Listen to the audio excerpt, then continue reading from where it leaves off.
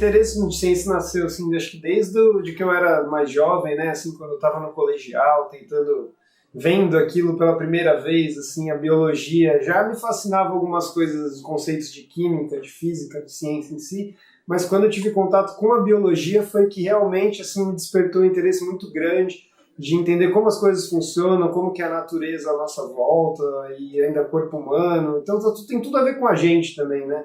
Então eu acho que foi daí que me despertou, principalmente quando eu vi aquelas coisas que hoje em dia eu trabalho, né, que são ferramentas, moléculas, coisas moleculares, assim, envolvidas com todos os processos moleculares que existem, então foi aí que eu comecei a me fascinar bastante por essa parte de ciência.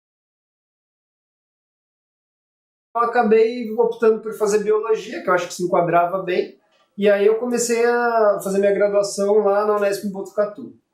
Depois que eu comecei a fazer a graduação, eu naturalmente me interessei mais por essa área molecular mesmo, e eu comecei a estagiar no laboratório da professora Maria Isabel Cano, onde eu fiz minha iniciação científica, e aí depois vim para São Paulo aqui com a doutora Maria Carolina para tentar continuar nessa área, me envolver mais com esse tema, né?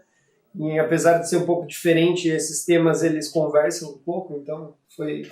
E aí eu vim fazer mestrado aqui e agora estou no meio do doutorado, até pretendo ir para fora agora, nesse 2017, né? Vou para Dundee, na Escócia, que lá tem a University of Dundee, lá tem um pesquisador que trabalha com umas coisas relacionadas com o que a gente faz e a técnica que ele faz lá a gente não tem aqui, então eu vou aprender a fazer isso lá e conseguir contribuir melhor com o meu trabalho.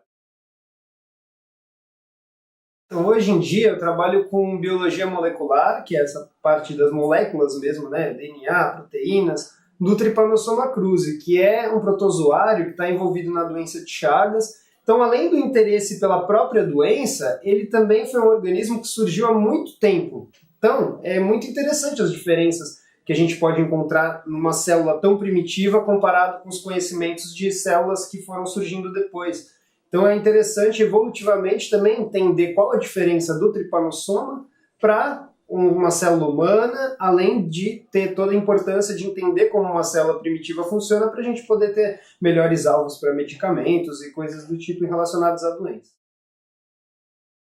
No meu laboratório a gente trabalha com replicação de DNA, então a gente tenta entender como que o organismo consegue duplicar seu DNA, né, que é um evento que acontece em todas as células para depois a célula se dividir, só que para células mais primitivas, assim, o mecanismo não é muito elucidado, então a gente está tentando entender como esse mecanismo funciona, até porque o tripanossoma especificamente, né, assim como diversos parasitas, ele na hora que ele é a forma que vai virar a forma que infecta, ele para de replicar seu DNA. Então tem uma parada. E isso não acontece, por exemplo, com nossas células, assim. Não tem esse controle de parar, voltar. E a gente quer entender melhor como isso funciona, já que a forma infectiva para. Então se a gente entender esse mecanismo de como que um tripanossoma consegue parar sua replicação, a gente pode conseguir descobrir, assim, entender melhor como funciona a biologia dele para entender melhor depois até a própria doença, né?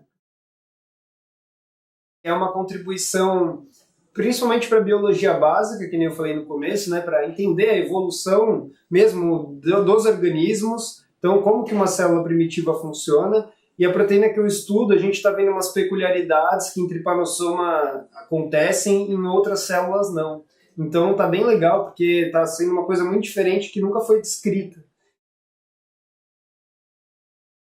Bom, eu acho que a ciência, ela é sempre inovadora. Primeiro que ela já está relacionada com o conhecimento, eu acho que o conhecimento é libertador. E além de tudo isso, eu acho que a ciência no Brasil, ela é super desvalorizada, justamente porque a sociedade não consegue ter muito contato com o que o cientista faz e qual a importância. Por exemplo, você vê na sociedade as pessoas admirando um médico, porque ele curou alguém, só que eles não entendem que por trás dessa cura, quem produziu o remédio foi um cientista que começou a estudar como a célula funciona para daí uma indústria farmacêutica pegar esse conhecimento, produzir um remédio. Então é um pouco assim afastado isso das pessoas. Assim, no Brasil eu vejo que a coisa vai mais longe ainda, assim, essa distância está muito maior. Então eu acho que a gente tem que tentar diminuir isso. Quando a gente entra no meio científico, a gente vai tornando alguns cientistas quase que ídolos nossos, né? Então eu acho que grandes cientistas que fizeram grandes descobertas, com certeza foram minhas influências, assim, né? Principalmente quando você, que nem eu falei, quando é mais jovem, acho que essa parte de astronomia, físicos antigos, a gente tem mais contato. Então eu, desde o Galileu, Newton, já era uma coisa que eu me interessava, de que forma que eles pensavam, né? Como eles são tão brilhantes assim. Depois, quando eu fui entrando na biologia mais, eu fui conhecendo os nossos heróis, vamos dizer, da nossa área, né? Da minha área, especificamente de biologia molecular. Eu dou essa dica. Tenha certeza que você gosta do que você está fazendo, porque eu acho que é isso que te faz acordar cedo, assim, e ter vontade, ter energia para fazer. Porque os experimentos, querendo ou não, às vezes são cansativos, demoram dias, às vezes a gente faz muitas vezes a mesma coisa, né? Porque a ciência necessita de repetição para você provar que aquele evento acontece realmente.